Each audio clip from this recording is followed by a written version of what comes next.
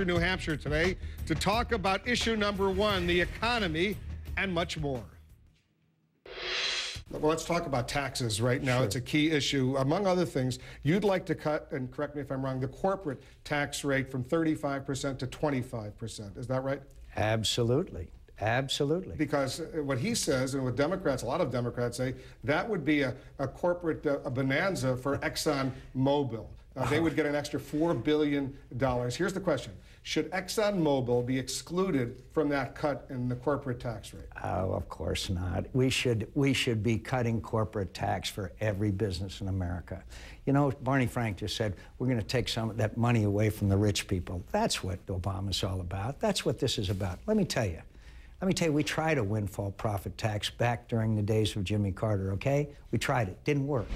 But the important thing is, if you talk to the CEO of FedEx, Fred Smith, if you talk to the CEO of Cisco, John Chambers, you talk to Meg Whitman, former CEO of eBay, you know what they'll tell you? They'll tell you they pay their full 35%. And you know what else they'll tell you? When they have the ability to go overseas, unfortunately, they do go overseas. And you know why? Because they're paying 35% full freight, no evasions or escapes from the taxes. They're paying full freight, and they'll show you their tax returns. And guess what? If they go to Ireland, they're only paying 11%. So where are they going to go where they can create wealth and create jobs? It's simple, fundamental economics. So to somehow allege that a company or corporation that can be international is not going to go where they pay the lowest taxes and can create the most jobs is just foolishness. The last time we practiced this kind of isolationism and protectionism that Senator Obama espouses in higher taxes was a guy named Herbert Hoover. We have another question from a viewer, Frederic Lumiere of Doylestown, Pennsylvania. He says he's an independent. Normally he says he votes Republican, but he said you lost his vote this time because what he called negative campaigning.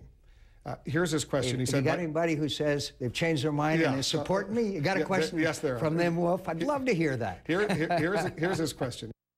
My question to you is about tax cuts.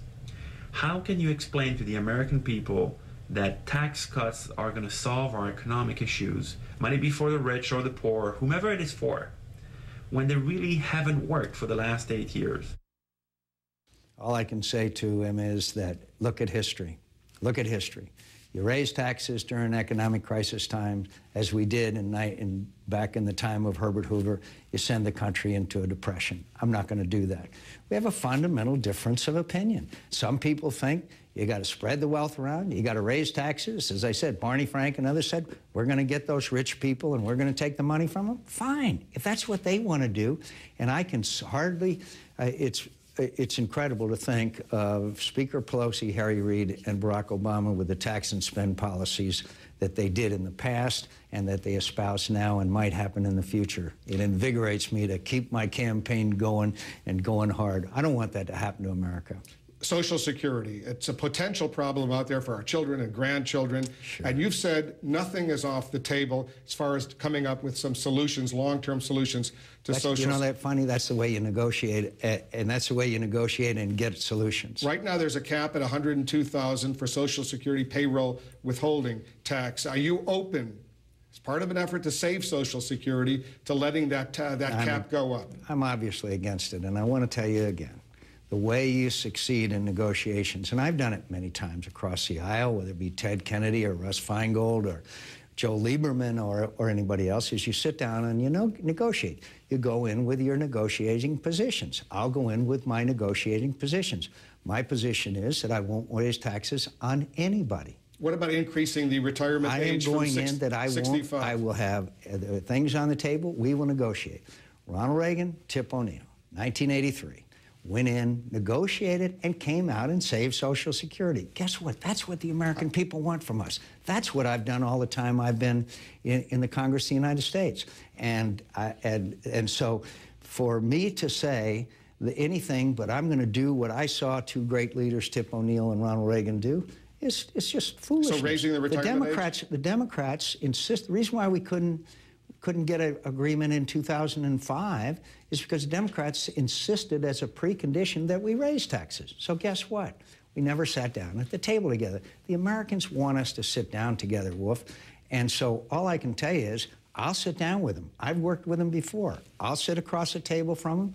I'm against tax increases. I'm against a lot of the bad things that a lot of the people support, but I'll get a result, and we'll save Social Security. And how do you feel about raising the retirement age? I feel very strongly that I'll sit down with the Democrats and we'll negotiate out as something that will save Social Security, because that's our obligation to future generations of Americans. And you can ask me, you know, for the next half hour if you'd like. I mean, it'd be kind of fun. And my answer is going to be the same. I will sit down and negotiate the way I have done in the past, which Senator Obama has never done, whether it be in judicial nominations or whether it be in immigration reform or ethics or lobbying reform. He always went home to the Democrat leadership. Let's talk a little bit about your support, and correct me if I'm wrong, you did support President Bush's plan to overhaul Social Security and allow Social Security recipients to use about 10% of their Social Security savings in the stock market. That collapsed, obviously, didn't go forward. Knowing what we know now about the volatility of the stock market, is that still a good idea? The reason why the talks collapsed is because the Democrats insisted on agreeing to tax increases before we sat down. So let's understand history. Okay, that's what they wanted to do. And all this other stuff was worth negotiating. And I will protect, as President of the United States, the Social Security benefits of retirees and future retirees. I will protect those benefits, and I'll do whatever's necessary to protect those benefits. And I've said that time over time. Every even-numbered year, Democrats run out, scare the senior citizens, say they're going to raise your taxes, they're going to destroy Social Security. Same old stuff. I've seen it for more years than I can count. I'm not scaring any senior. I'm going to protect their Social Security benefits, despite what ads may be run, and the senior citizens as well as all citizens in this country. And the notion of a 10%, using 10%. They know me about how I'm going to fix Social Security, and I'm going to make their Social Security the best I can, and we'll preserve the benefits that they have, and I'll protect Social Security. And the 10%?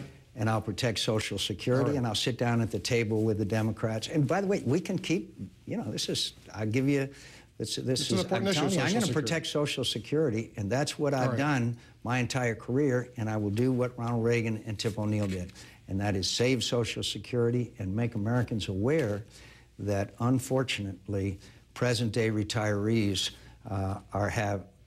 working Americans today are not going to receive the same benefits as present-day retirees unless we fix it. And I think I can convince the American people that we'll sit down together.